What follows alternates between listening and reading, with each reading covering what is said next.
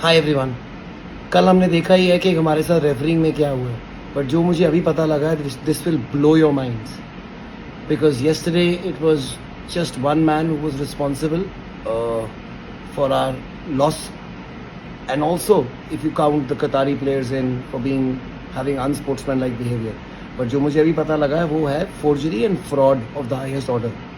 Apparently there's a rule now, that is why I want you to please share this video as much as possible, especially after tagging FIFA and tagging AFC and obviously हमारे Indian football with Kalyan Chaube and everyone else. 3 players of Kuwait have forged their documents apparently to get citizenship of Kuwait and play in the FIFA World Cup qualifiers for Kuwait. Their names are number 9 Mohammad Daham, Daham. Number 3 Meshari Alenzi, Meshari Alenzi. 21 Hassan Hamdan, Hassan Hamdan. इन्होंने FIFA को जाके बोला हम stateless हैं.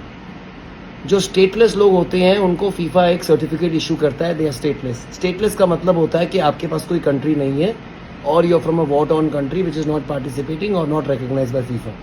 हम stateless हैं. इस basis पे उनको कुवैत ने पासपोर्ट दिया अपना, टेम्पररी पासपोर्ट. उस बेसिस पे फीफा ने उनको अलाउ किया to represent Kuwait, but they were not stateless, they were citizens of different countries. Now this is as much as I could find out.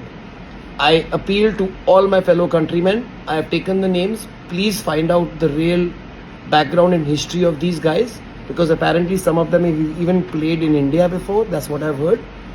And if we can prove this, there should be a proper inquiry, okay, if this is true or not. If we can prove this, then they have qualified by deceit, and that spot automatically goes to us, because every time we played Kuwait we should get the points. Now moment that happens, it will be a changing day for Indian football. And if this is true, oh my god, the scam is huge.